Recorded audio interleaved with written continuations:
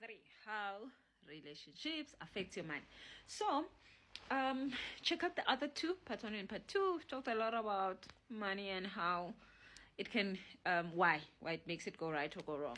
So, of course, the most question that I consult with people on a daily basis, Monday to Friday, online, between 4 and 9 a.m. and of course it's on Zoom. You get to be in the comfort of your own home.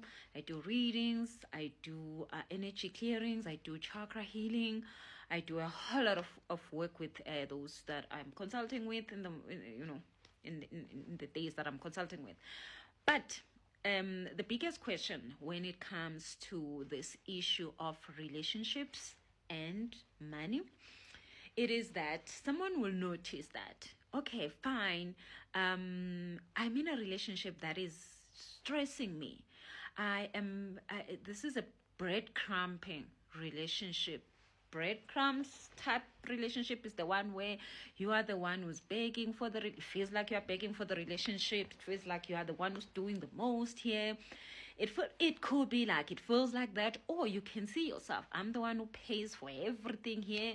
I'm the one who is making the other one a CV. The other one doesn't want to do nothing. They are like, I'm gonna get it right, baby, it's gonna work out, you are paying everything. Especially if you are the feminine side, because you're the feminine side, you're supposed to be creating, not providing. And when you are feminine that is providing, then just your vibration does not go right, and you might be just barely making it, but you actually can be making a whole lot more if you were not in the providing, when you're supposed to be in the creating mode, because in the creating mode you can do more. So if you are feminine and you are in a providing phase, you are gonna feel like life is the hardest thing ever. You're not gonna be enjoying life. You're gonna be making ends meet, but you going to feel it. Your energy is gonna be feeling so much heavy, and God will talk to you and be like, this is wrong, but you'll be like, but what can I do, Lord? Yeah. So now the question that I always hear in relation in this consultation, and of course you come through and you say, you know what, my money is not going well, and I will have to ask your guides, what is wrong here? What does she or her needs to do? And your guides will explain. These are the things in your life that you need to remove. These are the things in your life that you need to add. These are the doors that you need to go to. These are the companies you need to go and apply at. It can get really, really, really detailed in terms of what's going wrong and what you need to fix in your money. Now, this is my life calling. It just happens automatically for me that when it comes to money, I really, really can be able to understand a person's energy, and I can be able to understand what they need to get done. So when I then in a session say to a person, you know what, actually the relationship you are in is not helping at the moment. It's like, but you just had to go there. Like, tell me, which organization do I need to go? I can tell you that. I can tell you which organization, but the thing is that after I've told you which organization you need to go and put your proposal ads, or which organization you need to go and put your CV, they're like, stop putting your CVs everywhere in the world and thinking like God doesn't like you. There is actually somewhere where they're waiting for you. I could tell you that, but like, if you're still in a crappy place, even there where the opportunity is yours, it will not come right because you are not in the right vibration. You see, the problem is, I will never give you like the magic pill because it will not work. My work works with you, clearing yourself, cleansing yourself, so that you can step into the things that are already set up for you. Remember, God set up everything for us before we got into our mother's womb. God knew exactly where's your money, where's your million, where's this way, this way. I can tell you with my life, literally, I hardly ever have to try anything. The stuff that is waiting for me, it is waiting for me. When I'm ready for it, I can be able to take it. When I'm ready for it, it's available. But then again, there's always terms and conditions. You must be applicable to this set of energy for you to get into this. That is why I don't want to talk about the craziest things of Utwala Nanani. People are literally just will have to steal somebody else's vibe because they cannot ever get themselves to a certain vibration. That's why you hear a lot of people saying, they got into having sex with people who were like just for whatever. Let's not even talk about that. Not this video. But those things happen for that reason, that there is always terms and conditions of what you must be for you to take some stuff in your life, and well, most probably everything else in your life. So now, if you're coming through to me and you're saying, you know what, things are going wrong, and the one of the things that is a troublesome thing is that you are in a relationship you're not happy with, or you are in a relationship where you are giving way more than you should be receiving, which your guides will say, this person is being breadcrumbed. Can you tell him or her to stop that thing? Because we want to bless them, but we're not going to bless them while they're in that relationship. The blessings are going to stay here. When the Lord says the blessings are going to wait for you until you have fixed your ways, the Lord is not joking with you. I've seen it too many times in my own life and in everybody else's life, basically.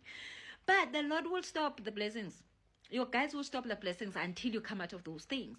So now the question is, Busi, how do I come out of this? Because I'm trying.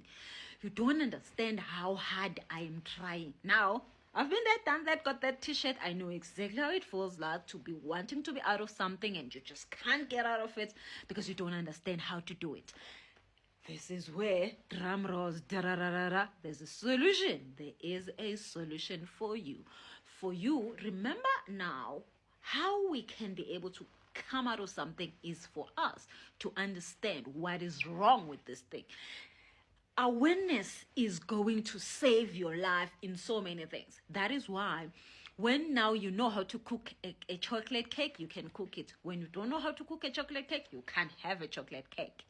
So the thing is this, if you understand why you need to be out of this relationship, then you will be out of it. If you don't understand why you should be out of it, you can't. And me as Busi, I can't tell you really, well, I've done this many times. I've told people, the relationship your guys are not happy with, and you'll be like, oh, but how am I coming out of this? Because I don't know how to. I'm so attached to this person.